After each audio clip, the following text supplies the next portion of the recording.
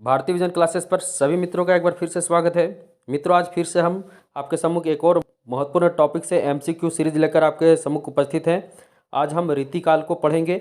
मित्रों, video class प्रारंभ करने से पहले आपसे रिक्वेस्ट होगा कि आप भारतीय विजन क्लासेस को सब्सक्राइब कर देना और बेल आइकन को भी क्लिक कर देना। आज हम पढ़ेंगे रीतिकालीन साहित्य से महत्वपूर्ण एमसीक्यू प्रश्न जो बहुत सारे प्रतियोगी परीक्षा में कई बार पूछ चुके हैं और हमेशा यही प्रश्न पूछते ही रहते हैं। तो आज हम 100 प्रश्नों को मात्र 1 घंटे में देखेंगे। पहला प्रश्न आपके सम्मुख है, शनि कज्जल चस झस लगन उपजयो सुदिन स्नेहु क्यों न निरपति हवे भोगवे लही सुदेशु सबु देहु। बिहारी के उपर्युक्त दोहे में उनकी बहुज्ञाता कौन सा पक्ष प्रकट हुआ है? यानी इस दोहे में बिहारी की कौन सा पक्ष प्रकट हुआ है? तो वैदिक ज्ञान, राजनीतिक, देशाटन या ज्योतिषिक ज्ञान।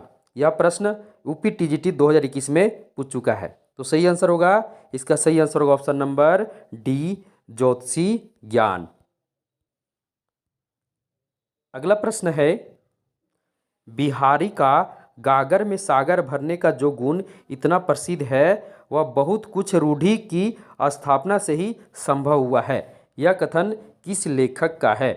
बिहारी का गागर में सागर भरने का जो गुण इतना प्रसिद्ध है वह बहुत कुछ रूढ़ि की स्थापना से ही संभव है। यह कथन किस लेखक का है? आचार्य हजारी प्रसाद द्विवेदी, आचार्य रामचंद्र शुक्ल, गुलाब राय या डॉक्टर श्याम सुंदर दास। तो सही आंसर होगा ऑप्शन नंबर बी, सबसे चर्चित विद्वान आचार्य रामचंद्र शुक्ल। अगला प्रश्न है, रसवंत कवितन को रस ज्यों अखरान के ऊपर है छल के। रसवंत कवितन को रस ज्यों अखरान के ऊपर है छल के उक्त पंक्ति किस कवि द्वारा रचित है? यह पंक्ति किस कवि द्वारा रचित है?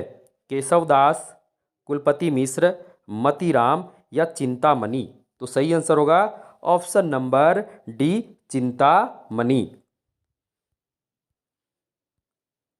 अगला प्रश्न है, निम्नलिखित पंक्ति किस रचनाकार की है? अमिधा अभिधा उत्तम काव्य है, मध्य लक्षण लीन, अधम वजना रस विरस उल्टी कहत नवीन। यह पंक्ति किस रचनाकार का है? अभिधा उत्तम काव्य है, मध्य लक्षण लीन, अधम व्यंजना रस विरस उल्टी कहत नवीन। यह कथन किनका है? तो यह कथन देव का है। देखिए, यह प्रश्न बहुत ही महत्वपूर्ण है क्योंकि यह कई प्रतियोगी परीक्षा में पूछ चुका है। यहाँ जितने भी प्रतियोगी परीक्षा में यह प्रश्न पूछा है सभी यहाँ दिए हुए हैं। तो सभी प्रश्न बहुत ही महत्वपूर्ण है क्योंकि हम आपके सम्मुख रीतिकाल का जो एमसीक्यू सीरीज लेकर आए हैं इसमें हम वही प्रश्न लेकर आए हैं जो बार बार परीक्षा में पूछते हैं। अगले प्रश्न की ओर हम चलते हैं। अगला प्रश्न है, आचार्य रामचंद्र शुक्ल ने रीतिकाल का आरंभ किस कवि से माना है? आचार्य रामचंद्र शुक्ल ने रीतिकाल का आरंभ किस कवि से माना है? केशवदास, बिहारी लाल, चिंतामणि त्रिपाठी या मतीराम। आचार्य रामचंद्र शुक्ल ने रीतिकाल का आरंभ किस कवि से माना है? तो इसका सही आंसर है option number C, Chintamani Tripathi. क्योंकि आचार्य रामचंद्र शुक्ल रीतिकाल के जो प्रथम कवि भी मानते, किन्हें मानते? चिंतामणि को मानते हैं। देखिए, यह भी प्रश्न बहुत ही महत्वपूर्ण है, कई प्रतियोगी परीक्षा में पूछ चुका है। यहाँ सभी दिए हुए हैं, सभी परीक्षा में देखिए कितने सारे परीक्षा में यह पूछ चुका है, इसलिए प्रश्न सभी महत्वपूर्ण है। सभी प्रश्नों का रिवीजन करेंगे, वीडियो को बिल्कुल बढ़ा कर नहीं देखेंगे। यहाँ सभी प्रश्न आपके लिए बहुत ही महत्वपूर्ण है। अगले प्रश्न की ओर हम चलते हैं। अगला प्रश्न है, किस कवि के आश्रयदाता महाराज शिवाजी तथा छत्रसाल बुंदेला थे? किस कवि के आश्रयदाता महाराज शिवाजी तथा छत्रसाल बुंदेला थे? ऑप्शन नंबर ए है देव, मतीराम, कबीर, भूषण। तो किनके थे? तो सही आंसर है option number D, Bhushan. Bhushan के जो आश्रयदाता थे वे महाराज शिवाजी और छत्रसाल बुंदेला थे। अगला प्रश्न है, विरह विरह वागीश रीति काव्य धारा के किस कवि की कृति है? विरह वागीश रीति काव्य धारा के किस कवि की कृति है? ठाकुर की, बोधा की, द्विजदेव की या आलम की?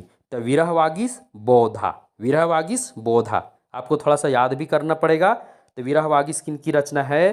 तो बोधा की रचना है। अगला प्रश्न की ओर चलते हैं।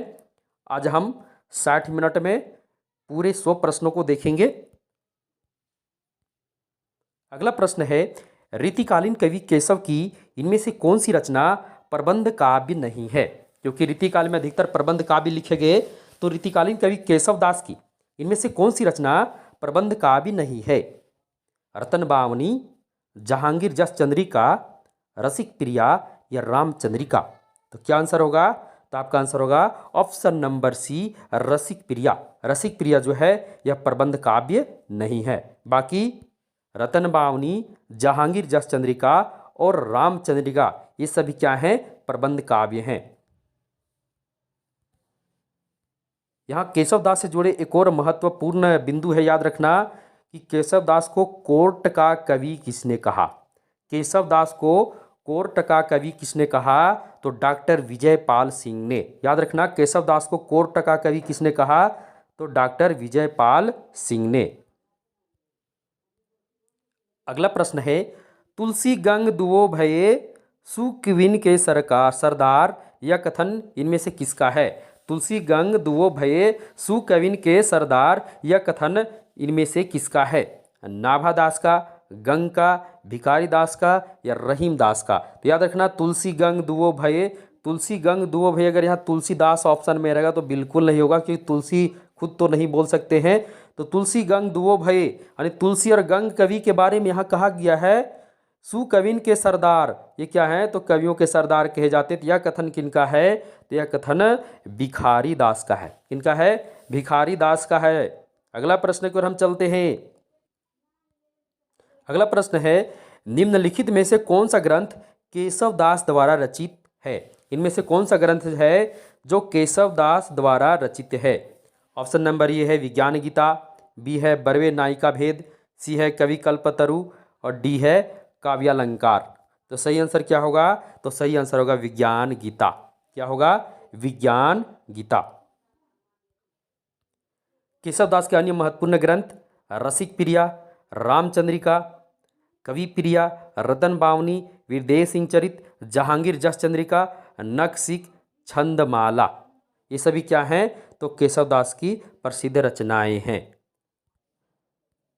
अगला प्रश्न है, अति सुधो स्नेह को मार्ग हैं जहाँ नेकु स्नायप बांक नहीं इस पंक्तियों के रचनाकार हैं। अति सुधो स्नेह को मार्ग हैं जहाँ नेकु स्यानप बांक नहीं इस पंक्तियों के रचनाकार हैं।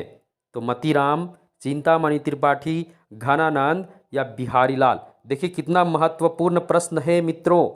यहाँ देखिए कितने सारी परीक्षा में यह पूछ चुका है, तो बहुत ही महत्वपूर्ण प्रश्न है, याद रखना। तो इस सही आंसर क्या होगा? अति सुधो स्नेह को मार्ग है जहाँ नेकु स्नायप बांक नहीं। तो इसका सही आंसर होगा ऑप्शन नंबर सी। ये किनकी रचना है? तो घनानंद की रचना है। किनकी रचना है? घनानंद की रचना है। अब बताइए घनानंद की प्रेमिका कौन थी? तो घनानंद की प्रेमिका जो थी वे कौन थी बताइए? तो घनानंद की प्रेमिका सुजान थी। सबको पता है ना घनानंद की प्रेमिका कौन थी? सुजान थी। अगला प्रश्न है, यद्यपि सुजात सुलक्षणी सुब्रन सरस सुवृत भूषण बिनु न बिरजाई कविता बनिता मित उपर्युक्त कथन किस रीतिकालीन कवि का है? यद्यपि सुजात सुलक्षणी सुब्रन सरस सुवृत भूषण बिनु न बिरजाई कविता बनिता मिते, यह जो पंक्ति है किस रीतिकालीन कवि का है? केशवदास का, चिंतामणि का, भूषण का या मतीराम का? तो इसका सही आंसर होगा ऑप्शन नंबर ये। यह जो रचना है यह पंक्ति केशवदास का है। अगला प्रश्न है, ब्रज भाषा के श्रृंगारी कवियों की परंपरा में इन्हें अंतिम प्रसिद्ध कवि समझना चाहिए। रामचंद्र शुक्ल ने यह तथ्य किस कवि के बारे में लिखा है? ठाकुर के बारे में, द्विजदेव के बारे में, गवाल के बारे में या बौद्धा के बारे में। तो किनके बारे में कहा है कि ब्रज भाषा के श्रृंगारी कवियों की परंपरा में इन्हें अंतिम प्रसिद्ध कवि समझना चाहिए, तो उन्होंने द्विज देव को कहा है। द्विज देव को ब्रज भाषा के श्रृंगारी कवियों में सबसे अंतिम और प्रसिद्ध कवि समझना चाहिए। अगला प्रश्न है, रीतिकालीन कवि भूषण की कविता का मुख्य संवेदनात्मक स्वर है श्रृंगारिक, व्यंग्यमूलक, प्रशस्तिपरक या कारुणिक? क्या है? श्रृंगारिक है, व्यंग्यमूलक है, प्रशस्तिपरक है या कारुणिक है? तो क्या है? तो सही आंसर है प्रशस्तिपरक है। क्या है? प्रशस्तिपरक है। अगला प्रश्न है, रीतिकाल को श्रृंगार काल किसने कहा? रीतिकाल को श्रृंगार काल किसने कहा? विश्वनाथ प्रसाद मिश्र, मिश्र बंधु, हजारी प्रसाद द्विवेदी या डॉक्टर नगेंद्र? बहुत ही महत्वपूर्ण प्रश्न है, कई परीक्षाओं में पूछ चुका है। तो सही आंसर क्या होगा? तो सही आंसर होगा option number A, Vishwanath Prasad Mishra ने रीतिकाल को श्रृंगार काल कहा। यहाँ देख लीजिए, रीतिकाल का नामकरण और नामकरण कर्ता कौन कौन है। तो रीतिकाल को रीतिकाव्य किसने कहा? तो जॉर्ज ग्रियर्सन ने कहा। अलंकृत काल किसने कहा? तो मिश्र बंधुओं ने कहा। रीतिकाल को रीतिकाल किसने कहा? रामचंद्र शुक्ल और डॉक्टर नगेंद्र ने कहा। रीतिकाल को कला काल किसने कहा? डॉक्टर रामाशंकर शुक्ल रसाल। और अंधकार काल किसने कहा? तो त्रिलोचन ने कहा। रीतिकाव्य जॉर्ज ग्रियर्सन, अलंकृत काल मिश्र बंधु, रीतिकाल रामचंद्र शुक्ल, डॉक्टर नगेंद्र। कला काल किसने कहा? डॉक्टर रामाशंकर शुक्ल रसाल। और अंधकार काल किसने कहा? तो त्रिलोचन ने कहा। अगला प्रश्न है, कौन सा विकल्प सुसंगत नहीं है? अर्थात कहने का मतलब है इनमें से कौन सा विकल्प है जो सही नहीं है। यहाँ रचना और रचनाकार दिया हुआ है, तो इनमें से कौन सी रचना है जो जिसके रचनाकार सही नहीं दिया हुआ है? काव्य विवेक चिंतामणि बिल्कुल सही है। शिवा बावनी भूषण बिल्कुल सही है। वृत्त कौमुदी मतीराम बिल्कुल सही है। प्रताप सिंह विरुद्धावली सेनापति ये सही नहीं है। ये सही नहीं है क्योंकि प्रताप सिंह विरुद्धावली किसकी रचना है? तो पद्माकर की रचना है। किसकी रचना है? पद्माकर की रचना है। अगला प्रश्न है, केशवदास के कृतित्व विषयक कौन सा कथन सही नहीं है? यानी केशवदास के कृति के विषय में कौन सा तत्व सही नहीं है? पहला, रामचंद्रिका में कथा के कर्मबद्ध रूप और अवसर के अनुकूल विस्तार संकोच का विशेष ध्यान रखा गया है। दूसरा, इनकी सबसे अधिक कल्पना अलंकार संबंधी है। ये तो बिल्कुल सही है। चमत्कार प्रदर्शन के कारण इनकी रचनाओं में भाव पक्ष की अपेक्षा कला पक्ष का प्रधान हो गया, ये भी बिल्कुल सही है। कवि प्रिया, रसिक प्रिया, छंदमाला लक्षण ग्रंथ हैं, ये भी सही है। तो इसमें से कौन सा ऑप्शन गलत है? तो ऑप्शन नंबर ये इसका क्या है? गलत है। और यही ऑप्शन इस प्रश्न का सही आंसर है, क्योंकि इसमें कथन सही नहीं है को पूछा है। तो क्या होगा? तो ऑप्शन नंबर ये इसका सही होगा। अगला प्रश्न है, किस विकल्प में सभी रचनाएं भिखारी दास की हैं? यहाँ 4 विकल्प दिए हुए हैं। चारों विकल्प में देखना है कि सभी रचनाएं किस विकल्प में सभी रचनाएं क्या हैं? तो भिखारी दास की हैं। पहला देखते हैं, श्रृंगार निर्णय, रसराज, वृत्ति विचार। बी में है काव्य निर्णय, शब्द रसायन, काव्य विकास। सी में है रस रत्नाकर, रस सारांश, रस पीयूष निधि। और डी में है काव्य निर्णय, रस सारांश और छंदोर वर्ण पिंगल। तो इसका सही आंसर क्या होगा? Option number D. ये क्या है? ये सभी रचनाएं किनकी हैं? भिखारी दास की हैं। अगला प्रश्न है बहुत ही महत्वपूर्ण प्रश्न। इसका एक एक दोहा हिंदी साहित्य में एक एक रत्न माना जाता है। इसका एक एक दोहा हिंदी साहित्य में एक एक रत्न माना जाता है। शुक्ल जी का उक्त कथन किस रचना के संदर्भ में है? मतीराम सतसही, वीरेंद्र सतसही, दोहावली तुलसीदास या बिहारी सतसही? तो सबको पता है बिहारी का जो सतसही है वो क्या है? तो वह बिहारी का सतसही के बारे में उन्होंने कहे थे क्या कहे थे? तो गागर में सागर भरने वाला है। तो क्या होगा? तो इनका एक एक दोहा एक एक रत्न माना जाता है। यह कथन तुलसीदास शुल्क जी ने जो कहे थे वे किनके बारे में? तो बिहारी सतसई के बारे में कहे थे। किनके बारे में कहे थे? बिहारी सतसई के बारे में कहे थे। अब बताइए बिहारी सतसई में कुल कितने दोहे हैं? तो याद रखना 713। बिहारी सतसई में कुल कितने दोहे हैं? 713 दोहे हैं। यह क्या एक मुक्तक काव्य है। मुक्तक, मुक्तक मतलब सभी दोहे क्या हैं? एक दूसरे से स्वतंत्र हैं। अगला प्रश्न है, निम्नलिखित में से प्रबंधात्मक रचना है, इसमें से कौन सी रचना है जो प्रबंधात्मक है? शिवा बावनी, हिम्मत बहादुर विरुदावली, भवानी विलास या जगत विनोद। तो इनमें से कौन सी रचना प्रबंधात्मक रचना है? तो रचना वो कौन सी है? तो वो रचना है ऑप्शन नंबर बी, हिम्मत बहादुर विरुदावली जो है वह क्या है? प्रबंधात्मक रचना है। अगला प्रश्न है, विज्ञान गीता के रचनाकार हैं। विज्ञान गीता के रचनाकार हैं भिखारी दास, ग्वाल, पद्माकर या केशव दास। तो विज्ञान गीता के रचनाकार कौन हैं? तो विज्ञान गीता केशव दास। तो विज्ञान गीता के रचनाकार कौन हैं? केशव दास हैं। अगला प्रश्न है, निम्नलिखित में से कौन सा ग्रंथ मात्र अलंकार निरूपक नहीं है? ऑप्शन नंबर ए, कवि कुल कंठाभरण, शिवराज भूषण, कवि कुल कल्पतरु या ललित ललाम। इनमें से कौन सी रचना है जो अलंकार निरूपक नहीं है? तो वह रचना है कवि कुल कल्पतरु। कौन सी है? कवि कुल कल्पतरु। अब बताइए कवि कुल कल्पतरु किनकी रचना है? तो चिंतामणि की रचना है। किनकी रचना है? चिंतामणि की रचना है। इसमें कितने पद्य हैं? तो इसमें 1133 पद्य हैं। सभी याद रखना कितने पद हैं? 1133 पद हैं। और इसका रचना काल कितना माना जाता है? 1707 ईस्वी। कितना? 1707 ईस्वी। अगला प्रश्न है, कौन सी रचना मात्र पिंगल छंद निरूपक है? भाषा भूषण, वृत्त विचार, काव्य रसायन या काव्य निर्णय। तो कौन सी रचना मात्र पिंगल छंद निरूपक है?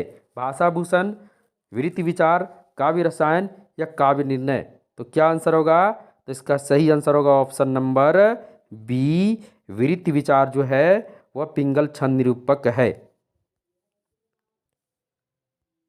अगला प्रश्न है, भाषा भूषण के रचनाकार हैं। भाषा भूषण के रचनाकार हैं भूषण, मतीराम, जसवंत सिंह या पद्माकर। तो ऐसा नहीं भाषा भूषण है, भूषण लगा हुआ है तो भूषण को ही नहीं मार देना है, क्योंकि बहुत लोग जो जो विद्यार्थी अच्छा से तैयारी करके नहीं जाएंगे वे तुरंत देखते ही अरे भाषा भूषण है तो भूषण ही होगा। ऐसा नहीं है। भाषा भूषण के रचनाकार कौन है? तो जसवंत सिंह है, याद रखना। कौन है? भाषा भूषण जसवंत सिंह। अगला प्रश्न है, केशव कठिन काव्य के प्रेत हैं। केशव क्या हैं? कठिन काव्य के प्रेत हैं। यह कथन किस आलोचक का है? यानी किसने केशव दास को कठिन काव्य का प्रेत कहा है? हजारी प्रसाद द्विवेदी, रामचंद्र शुक्ल, विद्यापति या राहुल सांकृत्यायन। याद रखिए केशव को कठिन काव्य का प्रेत कहने वाले कौन हैं? तो रामचंद्र शुक्ल हैं। अगला प्रश्न है, रीतिकाल लगभग कितनी शताब्दियों तक चला? रीतिकाल लगभग कितनी शताब्दियों तक चला? ऑप्शन ए 4 शताब्दियों तक, बी 1 शताब्दी तक, सी 5 शताब्दियों तक, डी 2 शताब्दियों तक। तो सही आंसर होगा रीतिकाल 2 शताब्दियों तक चला। रीतिकाल लगभग 2 शताब्दियों संवत 1700 से संवत 1900 तक चला। आदिकाल का जो समय सीमा है संवत 1050 से 1375। भक्तिकाल की समय सीमा है संवत 1375 से 1700। रीतिकाल की समय सीमा है संवत 1700 से 1900 और आधुनिक काल की समय सीमा है संवत 1900 से आगे। यहाँ देखिए कुछ विद्वानों ने रीतिकाल का नामकरण किए हैं। मिश्र बंधु ने रीतिकाल को क्या कहा? अलंकृत काल कहा। आचार्य रामचंद्र शुक्ल ने रीतिकाल कहा। आचार्य विश्वनाथ प्रसाद मिश्र ने श्रृंगार काल कहा और रमाशंकर शुक्लसाल ने कला काल कहा। अगला प्रश्न है, निम्नलिखित में कौन सा अलंकार ग्रंथ नहीं है? इनमें से कौन सा ग्रंथ है जो अलंकार ग्रंथ नहीं है? भाषा भूषण, शिवराज भूषण, ललित ललाम या अंग दर्पण? इनमें से कौन सी रचना है जो अलंकार ग्रंथ नहीं है? तो सही आंसर क्या होगा? तो सही आंसर होगा ऑप्शन नंबर डी, अंग दर्पण जो है वह अलंकार ग्रंथ नहीं है। रसलीन का अंग दर्पण अलंकार ग्रंथ नहीं है, बल्कि नायिका भेद ग्रंथ है जो 1737 ईस्वी में लिखा गया। रसलीन का दूसरा ग्रंथ है रस प्रबोध, जिसकी रचना काल है 1741 ईस्वी। रसलीन का पूरा नाम गुलाम नबी था। ये मीर तफेल अहमद के शिष्य थे। अंग दर्पण में रसलीन ने अंगों की उपमा उत्प्रेक्षा से चमत्कार का पूर्ण वर्णन किया है। अगला प्रश्न है, निम्नलिखित में से घनानंद की रचना नहीं है। निम्नलिखित में से घनानंद की रचना नहीं है। ऑप्शन नंबर ये है प्रिया प्रसाद, बी है भावना प्रकाश, सी है प्रीति प्रवास और डी है पक्षी विलास। तो निम्नलिखित में से घनानंद की रचना नहीं है, तो सही आंसर है ऑप्शन नंबर डी, पक्षी विलास जो है घनानंद की रचना नहीं है। पक्षी विलास घनानंद की रचना नहीं है। घनानंद रीतिकाल के रीतिमुक्त धारा की कवि हैं। इनकी प्रमुख रचनाएं निम्न हैं: इश्कलता, विरह लीला, रसे केलीवल्ली, वियोग बेली, सुजान हित, यमुना यश आदि। अगला प्रश्न है, बिहारी अकेले कवि हैं जिन्होंने ग्रामीण संस्कृति विरुद्ध घृणा का अभिव्यक्ति की है। यह किसका कथन है? बिहारी अकेले कवि हैं जिन्होंने ग्रामीण संस्कृति के विरुद्ध घृणा की अभिव्यक्ति की है। यह कथन किसका है? आचार्य रामचंद्र शुक्ल का, हजारी प्रसाद द्विवेदी का, डॉक्टर नगेंद्र का या बच्चन सिंह का? तो यह कथन किनका है? यह कथन बच्चन सिंह का है। किनका है? बच्चन सिंह का है। उन्होंने कहा है बिहारी अकेले कवि हैं जिन्होंने ग्रामीण संस्कृति के विरुद्ध घृणा की अभिव्यक्ति की है।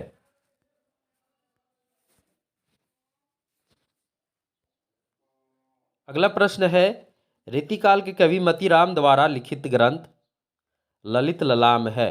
क्या है? पिंगल ग्रंथ है, रस निरूपण ग्रंथ है, अलंकार ग्रंथ है या इनमें से एक भी नहीं? तो याद रखना, मतीराम द्वारा लिखित ललित ललाम ग्रंथ जो है वह कौन सा ग्रंथ है? तो एक अलंकार ग्रंथ है। कैसा ग्रंथ है? एक अलंकार ग्रंथ है। रीतिकाल कवि मतीराम द्वारा लिखित ललित ललाम एक अलंकार ग्रंथ है। मतीराम के अन्य ग्रंथ कौन कौन है? फूलमंजरी, लक्षण श्रृंगार, साहित्यसार, रसराज जो रस निरूपक ग्रंथ है, अलंकार पंचाशिका एक अलंकार निरूपक ग्रंथ है, सतसई और बृहत कौमुदी। ये सभी क्या है? तो मतीराम के ग्रंथ हैं। अगला प्रश्न है, डेल सो बनाए आय मिलत सभा के बीच लोगन कवित किन्हों खेल करी जानियो हैं। ये काव्य पंक्तियाँ किस कवि की हैं? डेल सो बनाए आय मिलत सभा के बीच लोगन कवित किन्हों खेल करी जानियो हैं। ये काव्य पंक्तियाँ किस कवि की है?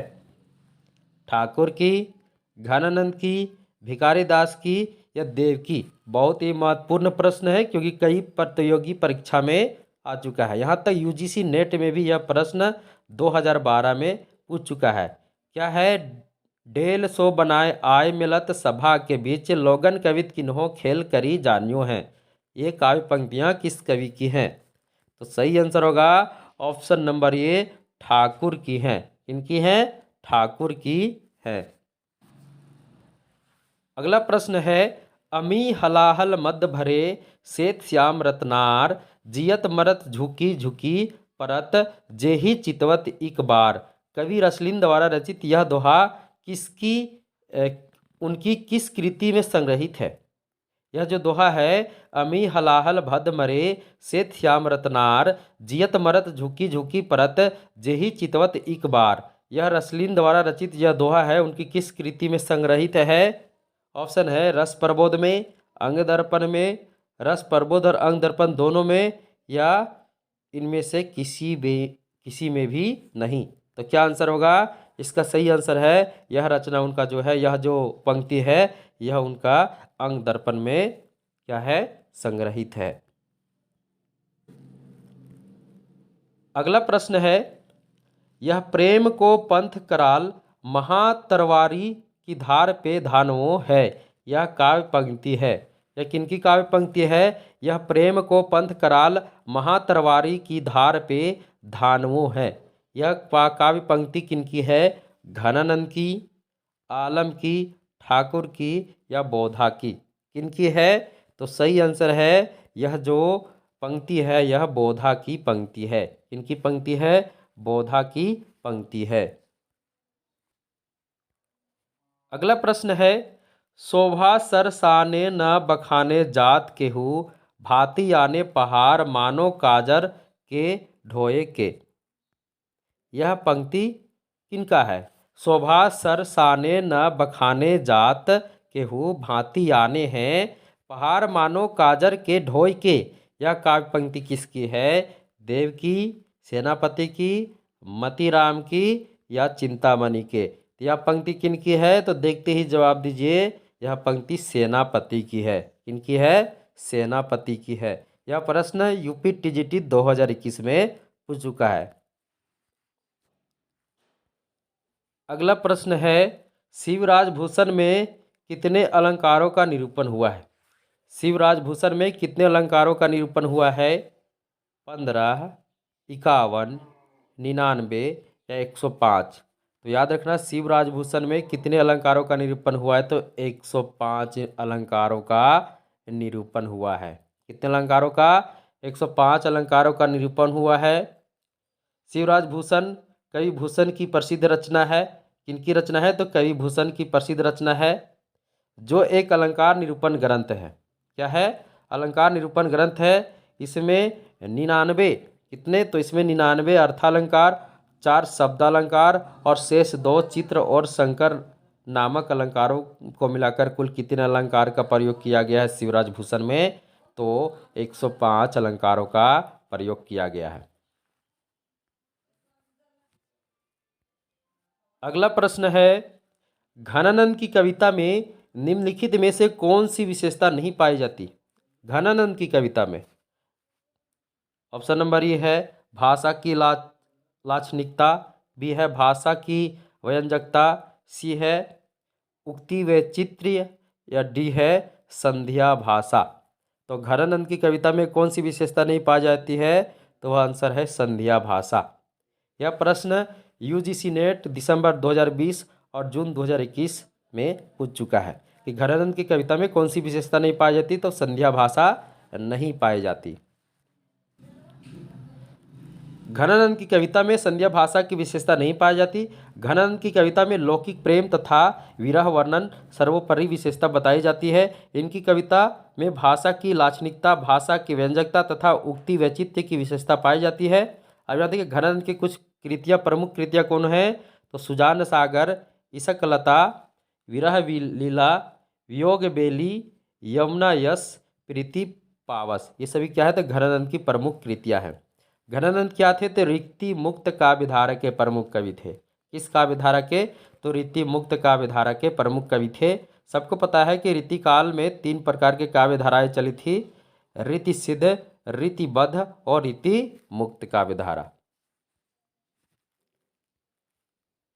अगला प्रश्न है, रामचंद्र शुक्ल ने हिंदी साहित्य का इतिहास में देव के कितने ग्रंथों का उल्लेख किया है?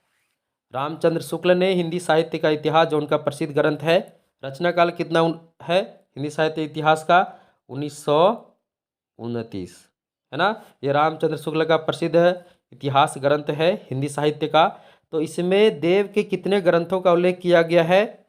22 ग्रंथों का, 23 ग्रंथों का, 24 ग्रंथों का या 25 ग्रंथों का? याद रखना, रामचंद्र शुक्ल ने हिंदी साहित्य के इतिहास में देव के 23 ग्रंथों का उल्लेख किया है। कितने ग्रंथों का? देव के 23 ग्रंथों का उल्लेख किया है। यह भी प्रश्न देखिए मित्रों, यूजीसी नेट 2020 में और यूजीसी नेट 2021 में पूछ चुका है। बहुत ही महत्वपूर्ण प्रश्न है। सभी प्रश्नों का एक एक करके क्या करेंगे? एक एक करके रिवीजन करेंगे और स्वयं को यह चेक करेंगे कि हम कितना प्रश्न बना पा रहे हैं।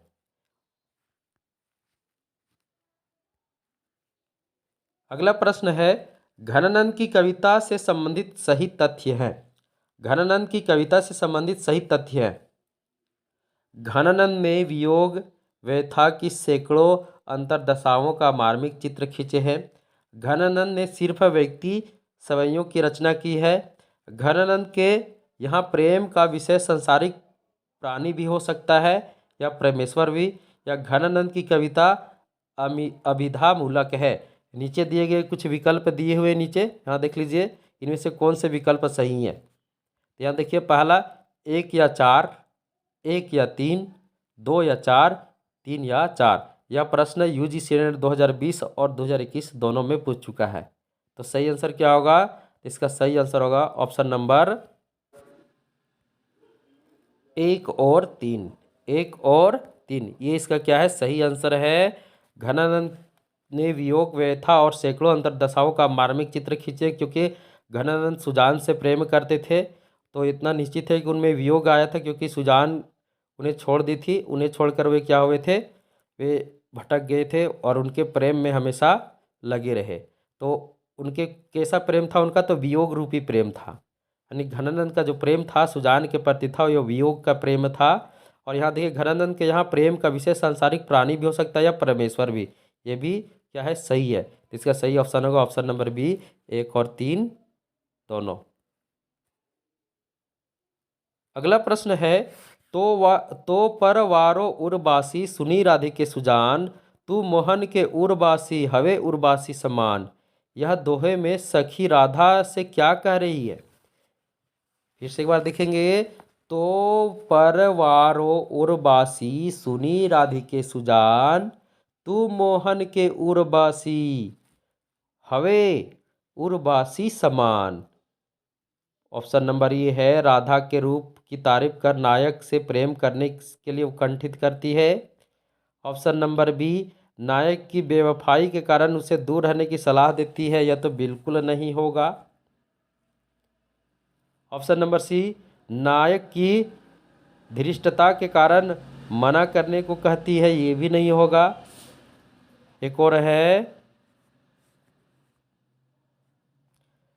राधा के रूप की तारीफ करते हुए उसका मान छुड़ाती है। बिल्कुल यही इसका सही आंसर होगा। तो क्या होगा? Option number D. अच्छा बताइए, यह दोहा किनका है? तो यह दोहा याद रखना रीतिकालीन कवि बिहारी लाल का है। इनका है? तो रीतिकालीन कवि बिहारी लाल का है। बिहारी लाल के बहुत सारे दोहे जो है वे क्या है? श्री कृष्ण और राधा के प्रति हैं।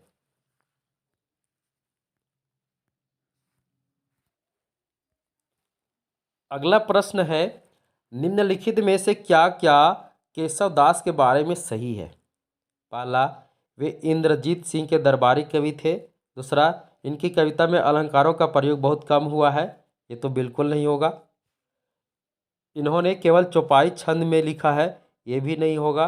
इनकी कृति वीर सिंह देव चरित है। तो ये भी होगा। तो यहाँ देखिए, ऑप्शन नंबर ये इंद्रजीत सिंह के दरबारी कवि थे, और ऑप्शन नंबर 4 इनकी कृति वीरदेव सिंह चरित है। ये दोनों सही होगा। तो यहाँ ऑप्शन कौन सा होगा?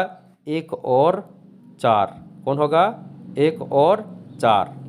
तो सही आंसर क्या होगा? Option number D. बहुत ही महत्वपूर्ण प्रश्न है मित्रों, क्योंकि यह परीक्षा में पूछ चुका है यूजीसी नेट 2020 में और यूजीसी नेट 2021 में। अगला प्रश्न है, सूची 1 को सूची 2 से सुमेलित करना है। यहाँ सूची 1 सूची 2 दिया हुआ है। एक तरफ रचना है, दूसरी तरफ उसके रचनाकार दिए हुए हैं, और सही रचनाकार को सही रचना से मिलाना है। यहाँ देख लीजिए, श्रृंगार मंजरी। श्रृंगार मंजरी के रचनाकार कौन है? तो श्रृंगार मंजरी के रचनाकार कौन है? तो चिंतामणि है। क्या है? चिंतामणि है। साहित्यसार। साहित्यसार के रचनाकार कौन है? तो साहित्यसार के रचनाकार कौन है? तो मतीराम है। रससारांश। रससारांश के रचनाकार कौन है? तो रससारांश के रचनाकार भिखारी दास हैं। और प्रेम चंद्रिका के रचनाकार कौन है? तो देव हैं। तो ये का दूसरा, बी का पहला, ये का दूसरा, बी का पहला, जहाँ देखेंगे ए का दूसरा बी का पहला, वही ऑप्शन क्या होगा? सही होगा। देखिए आगे ऑप्शन भी कुट दिया हुआ है, यहाँ दिया हुआ है ए का तीसरा, तो हम क्या देखे थे, ए का दूसरा बी का पहला, तो सही आंसर क्या होगा, ऑप्शन नंबर बी। क्या होगा, ऑप्शन नंबर बी। अगला प्रश्न है, भाषा भूषण का विवेच्य है, भाषा भूषण का विवेच्य है छंद, अलंकार, रस या ध्वनि। तो सबको पता है भाषा भूषण क्या है, यह एक अलंकार ग्रंथ है। क्या है, एक अलंकार ग्रंथ है। रचनाकार इसके कौन है, तो सबको पता है भाषा भूषण जसवंत सिंह। क्या, जसवंत सिंह, सबको पता है। तो भाषा भूषण एक अलंकार ग्रंथ है। क्या है, भाषा भूषण एक अलंकार ग्रंथ है, तो इसका विवेच्य क्या होगा, अलंकार। क्या होगा, अलंकार। देखिए यह भी प्रश्न 2020 2021 दोनों में पूछ चुका है। जो विद्यार्थी 2020 का क्वेश्चन बैंक को पूरा पढ़ के गए होंगे उन्हें बहुत अधिक फायदा हुआ होगा, क्योंकि 2020 के बहुत सारे प्रश्न 2021 में भी पूछे हैं। अगला प्रश्न है, निम्नलिखित में से कौन वीर रस का कवि नहीं है। वीर रस का कवि, सी मंगल सिंह सुमन, रामधारी सिंह दिनकर, भूषण, पद्माकर। तो सही आंसर क्या होगा, तो पद्माकर जो हैं वे वीर रस के कवि नहीं हैं। अगला प्रश्न है, निम्न में से कौन सी रचना घनानंद की नहीं है।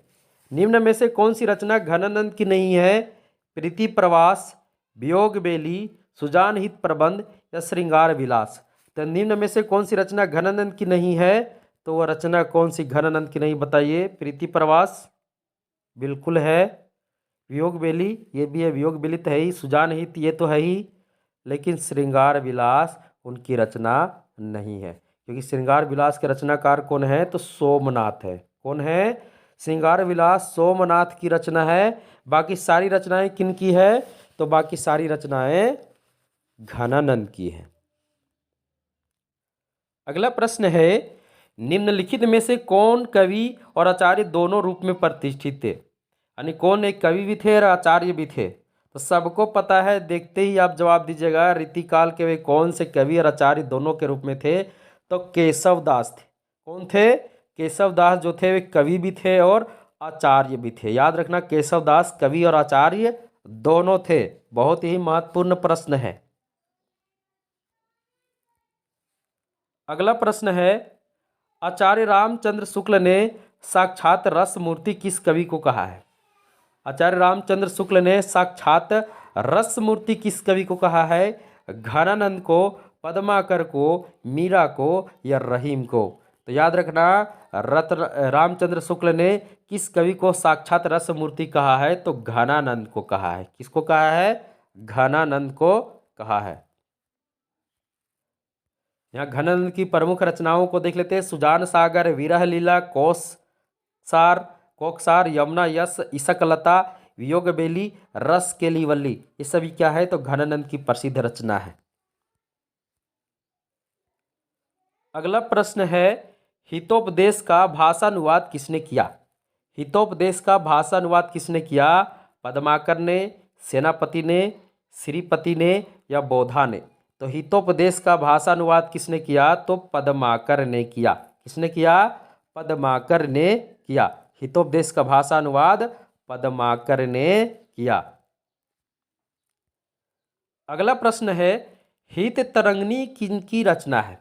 हित तरंगिणी किनकी रचना है, ग्वाल कवि की, चिंतामणि की, कृपाराम की या मुबारक की। तो याद रखना, हित तरंगिणी कृपा, हित तरंगिणी कृपा। तो हित तरंगिणी किनकी रचना है, तो कृपाराम की रचना है। किनकी है, कृपाराम की रचना है, हित तरंगिणी कृपाराम। अगला प्रश्न है, चिंतामणि की भाषा कौन सी है। चिंतामणि की भाषा कौन सी है, राजस्थानी, संस्कृत, ब्रज या अवधी।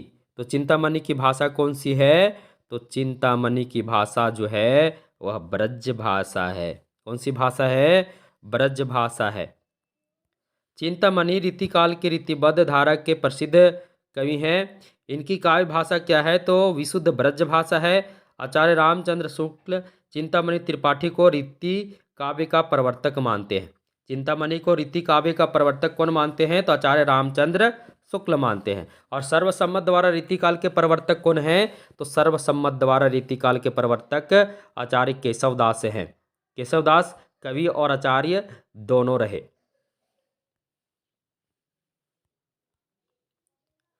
अगला प्रश्न है, रामचंद्रिका की रचना किसने की?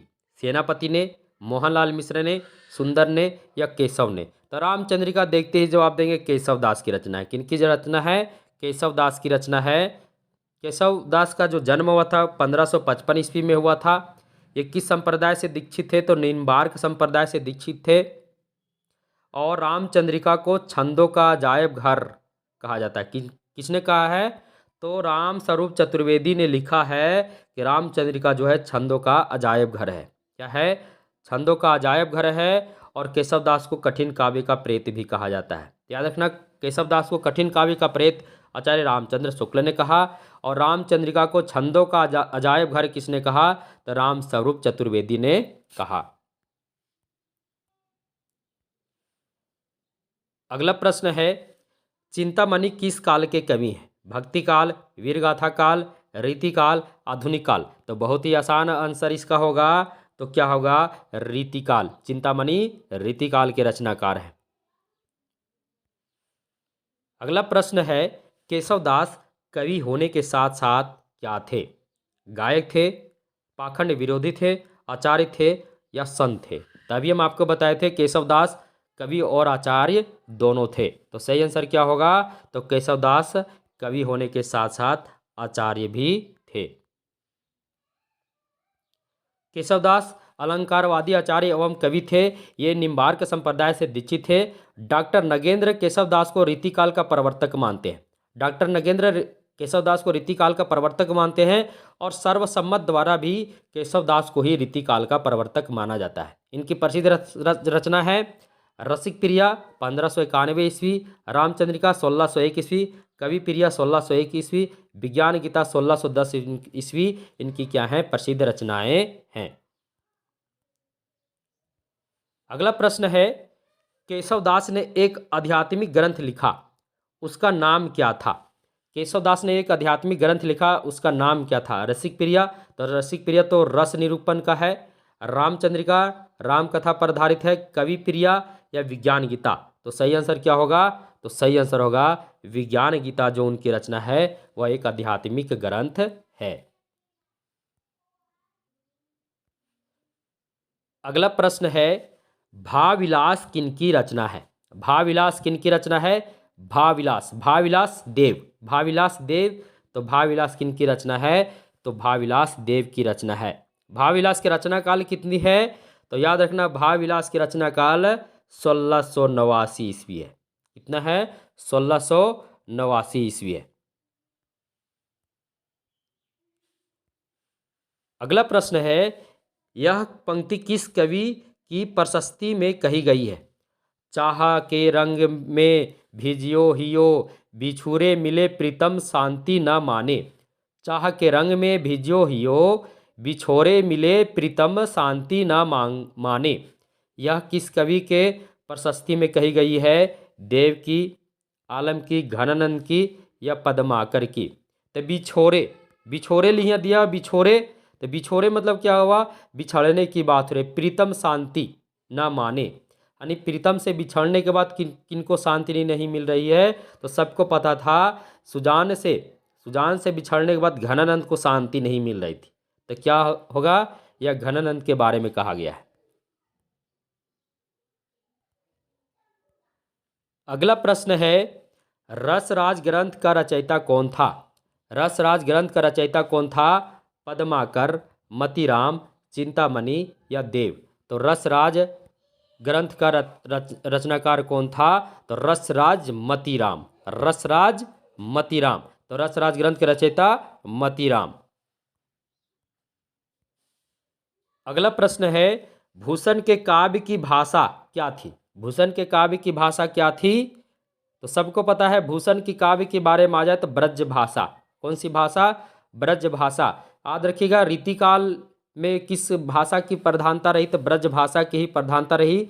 और किस रस की प्रधानता रही, तो रीतिकाल में श्रृंगार रस की प्रधानता रही। याद रखना, रीतिकाल में श्रृंगार रस की प्रधानता रही और ब्रज भाषा की प्रधानता रही। तो भूषण की काव्य की भाषा क्या थी, तो ब्रज भाषा थी। अगला प्रश्न है, पद्माकर का सर्वश्रेष्ठ ग्रंथ किसे माना जाता है?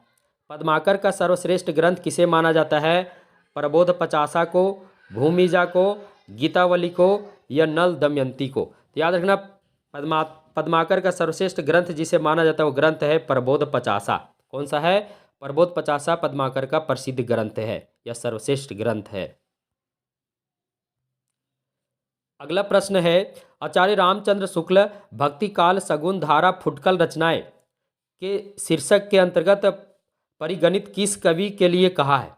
आचार्य रामचंद्र शुक्ल ने भक्ति काल सगुन धारा फुटकल रचनाएं शीर्षक के अंतर्गत परिगणित किस कवि के लिए कहा है? कि यह खाली स्थान है, को कवि हृदय नहीं मिला था, उनमें वह सहृदयता और भावुकता न थी जो एक कवि में होनी चाहिए। वे संस्कृत साहित्य से सामग्री लेकर अपने साहित्य और रचना कौशल की धाक जमाना चाहते थे। यह उन्होंने किस कवि के बारे में कहा था? तो याद रखना, उन्होंने केशव दास के बारे में कहा था। केशव दास को कवि हृदय नहीं मिला था, उनमें वह सहृदयता और भावुकता न थी जो एक कवि में होनी चाहिए। यह रामचंद्र शुक्ल ने किनके बारे में कहा था? तो केशव दास के बारे में कहा था। और भी रामचंद्र शुक्ल ने केशव दास को क्या कहा था?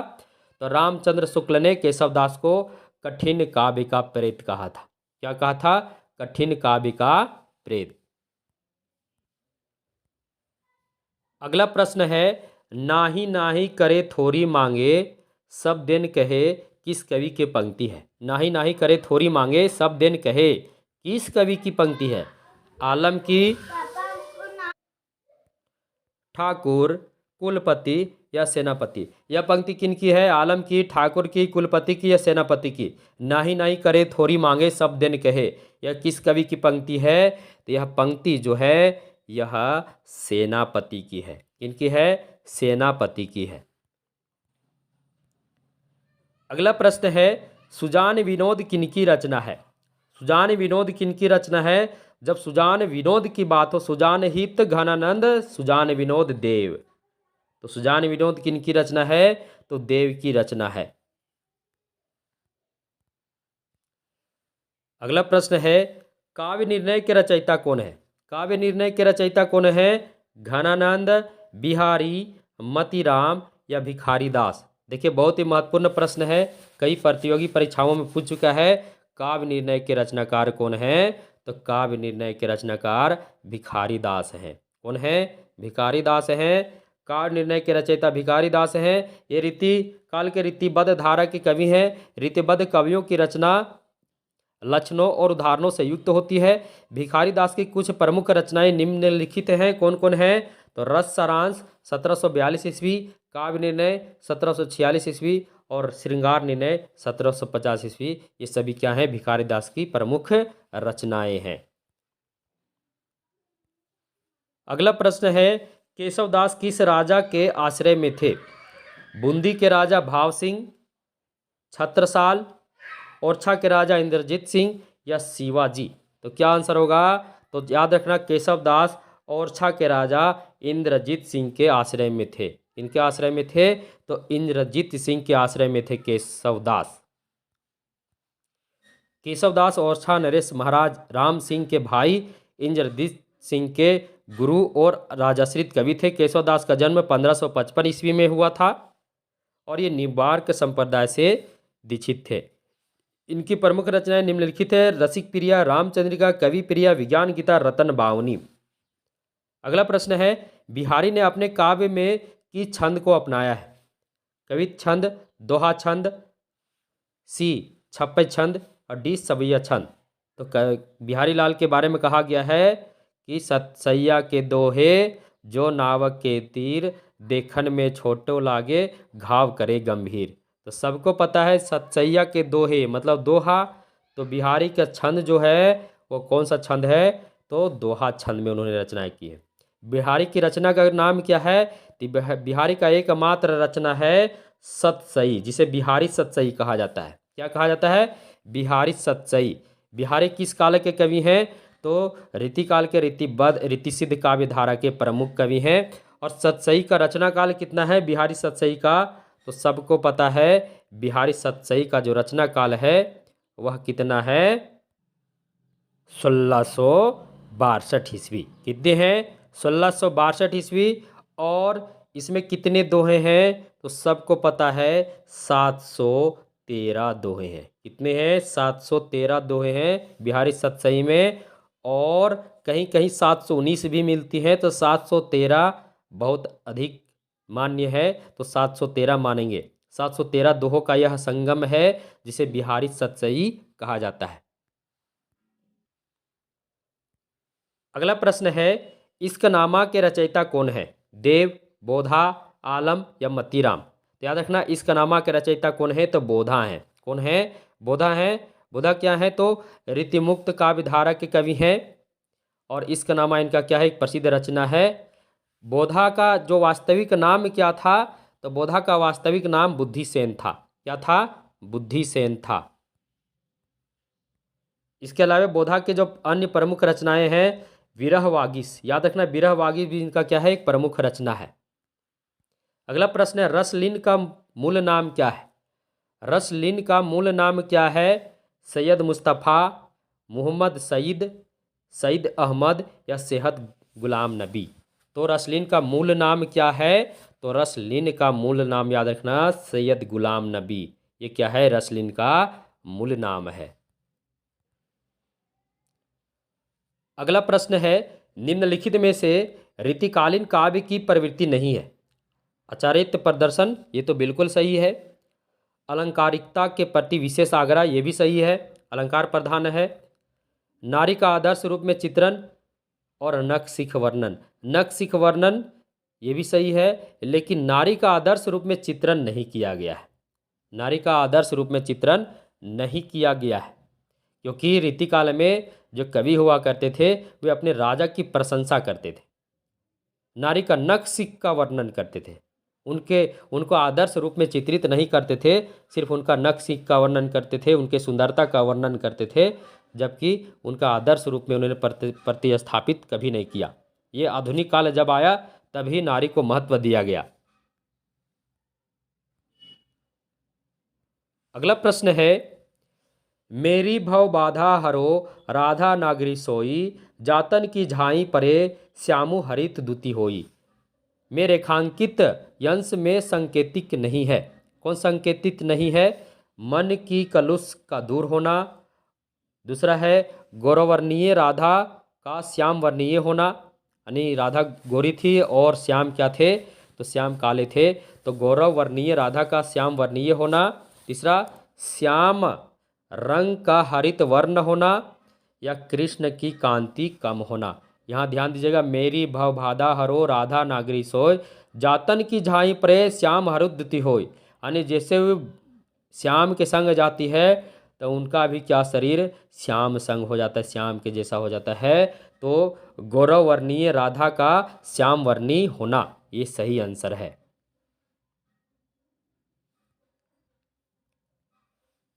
अगला प्रश्न है, सन्नी कजल चख झक लगन उपजयो सुदिन स्नेहु, क्यों न निरपति है भोगवे लही सुदेशु सब दीहु। इस दोहे में बिहारी के किस विशिष्ट ज्ञान का परिचय प्राप्त होता है? सनी कज्जल चख झक लगन उपजयो सुदिन स्नेहु, क्यों न निरपही हैं भोगवे लही सुदेशु सबु देहु। इस दोहे में बिहारी के किस विशिष्ट ज्ञान का परिचय होता है? तो पहला है भक्ति विषय ज्ञान, दूसरा चिकित्सा विषय ज्ञान, तीसरा ज्योतिषी विषय ज्ञान और चौथा प्रकृति विषय ज्ञान। तो सही आंसर हो जाएगा ज्योतिषी विषयक ज्ञान।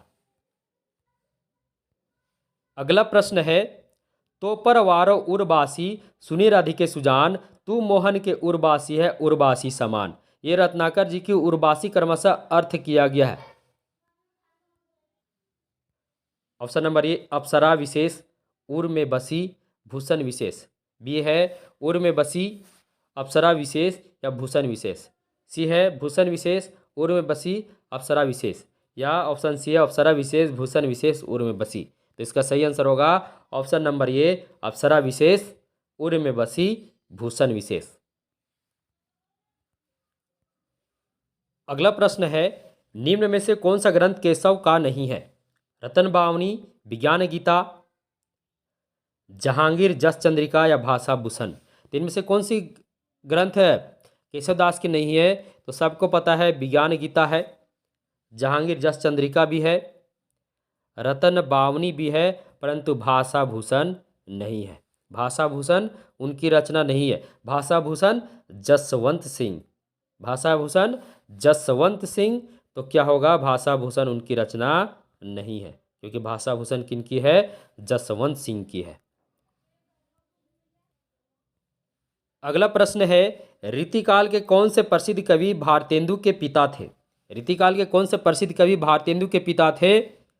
गिरिधर कवि राय, गोपाल चंद्र गिरिधर दास, केशव या बेनी परवीन। तो याद रखना रीतिकाल के जो प्रसिद्ध कवि भारतेंदु के पिता वो कौन थे? तो गोपाल चंद्र गिरिधर दास थे। कौन थे? गोपाल चंद्र गिरिधर दास थे। अगला प्रश्न है कविता रत्नाकर में कितने अध्याय हैं? 9 अध्याय, 5 अध्याय, 7 अध्याय या 6 अध्याय। तो कविता रत्नाकर में कितने अध्याय हैं? तो कविता रत्नाकर में 5 अध्याय हैं। और कितने छंद हैं? तो 394 छंद हैं। कविता रत्नाकर सेनापति का ग्रंथ है। इसमें 5 शीर्षक अथवा अध्याय हैं, यानी शीर्षक भी कह सकते हैं, अध्याय भी कह सकते हैं, जिन्हें तरंग की संज्ञा दी गई है। इसमें 394 छंद हैं और इनकी अन्य रचना क्या है? तो काव्य कल्पद्रुम है। ये भी किनकी रचना है? तो कविता रत्नाकर सेनापति की रचना है। अगला प्रश्न है बिहारी सतसई में कितने दोहे हैं? तो देखिए यहाँ दोनों ऑप्शन आ गए हैं, 700, 713, 719, 750। तो याद रखना 713 है तो 713 ही होगा। अगर ऑप्शन में 713 ना होगा तब 719 होगा। तो 713 इसका क्या होगा? सही आंसर होगा। बिहारी सतसई में 713 दोहे हैं। बिहारी सतसई के संदर्भ में कहा गया है सतसैया के दोहरे जो नाव के तीर, देखन में छोटन लागे भेदे सकल शरीर या घाव करे गंभीर। तो ये किसके बारे में कहा गया है? तो सतसैया यानी बिहारी सतसई के बारे में कहा गया है। अगला प्रश्न है रीतिकाल को अलंकृत काल की संज्ञा किसने दी? मिश्र बंधु ने, डॉक्टर राम कुमार वर्मा ने, रामचंद्र शुक्ल ने या हजारी प्रसाद द्विवेदी ने। तो रीतिकाल को अलंकृत काल किसने कहा? तो रीतिकाल को अलंकृत काल कहने वाले कौन है? तो मिश्र बंधु लोग हैं। कौन है? मिश्र बंधु लोग हैं। यहाँ देख लेते हैं मिश्र बंधुओं का जो काल विभाजन है। प्रथम काल यानी आदि काल को प्रारंभिक काल कहे थे। इसे 2 भागों में बांटे थे, पूर्व प्रारंभिक काल और उत्तर प्रारंभिक काल। तो पूर्व प्रारंभिक काल का समय दिए थे 700 से 1343 और उत्तर प्रारंभिक काल को 1344 से 1444। उसके बाद माध्यमिक काल यानी भक्ति काल को माध्यमिक काल कहे थे। उसे भी 2 भागों में बांटे थे, माध्यमिक काल को पूर्व माध्यमिक, पूर्व माध्यमिक। इसके अलावा उन्होंने अलंकृत काल यानी रीतिकाल को उन्होंने अलंकृत काल कहा। इसे भी 2 भागों में बांटा, पूर्वालंकृत काल और उत्तरालंकृत काल। इसके बाद परिवर्तन काल जिसमें कोई भेद नहीं किए और अंत में वर्तमान काल। इन्होंने हिंदी साहित्य के इतिहास को 5 काल खंडों में बांटा, जिसमें से 3 काल खंडों के भी 2-2 उपखंड किए। तो अलंकृत काल किसे कहा? तो अलंकृत काल रीतिकाल को कहा। अगला प्रश्न है निम्न में से फूलमंजरी कृति किनकी रचना है? गजानंद, शिवानंद, हरिहर स्वामी या मतीराम। तो फूलमंजरी मतीराम, फूलमंजरी मतीराम किनकी रचना है? तो मतीराम की रचना है। आज का अंतिम प्रश्न, हम बोले थे मित्रों हम 100 महत्वपूर्ण प्रश्नों को लेकर आपके सामने उपस्थित होंगे। तो आज का महत्वपूर्ण प्रश्न और अंतिम प्रश्न क्या है? तो केशवदास का अलंकार पर आधारित ग्रंथ है। केशवदास का अलंकार पर आधारित कौन सा ग्रंथ है? विज्ञान गीता, रतन बावनी, रसिक प्रिया या कवि प्रिया। तो याद रखना रसिक प्रिया रस पर आधारित है, तो ये कौन सा हो जाएगा? तो कवि प्रिया हो जाएगा। कवि प्रिया जो है केशवदास का अलंकार पर आधारित ग्रंथ है। हम 100 महत्वपूर्ण प्रश्नों को लेकर आपके सामने उपस्थित हुए थे। मुझे उम्मीद है आपको यह क्लास बहुत ही अच्छा लगा होगा। हम पुनः नेक्स्ट डे आपके लिए रीतिकाल का पार्ट 2 लेकर आएंगे, उसमें भी 100 महत्वपूर्ण प्रश्नों को देखेंगे। आज हम 100 महत्वपूर्ण प्रश्नों को देखें जिसमें सभी प्रश्न कई प्रतियोगी परीक्षा में बार बार आ चुके हैं और हमेशा यही प्रश्न ही आते हैं। मित्रों, वीडियो आपको अच्छा लगा होगा तो आप आज ही भारतीय विजन क्लासेस को सब्सक्राइब कर देना और बेल आइकन को भी क्लिक कर देना, क्योंकि जब महत्वपूर्ण कोई भी वीडियो अपलोड करूँ तो सबसे पहले आपके पास पहुँचे। तब तक के लिए धन्यवाद, नमस्कार।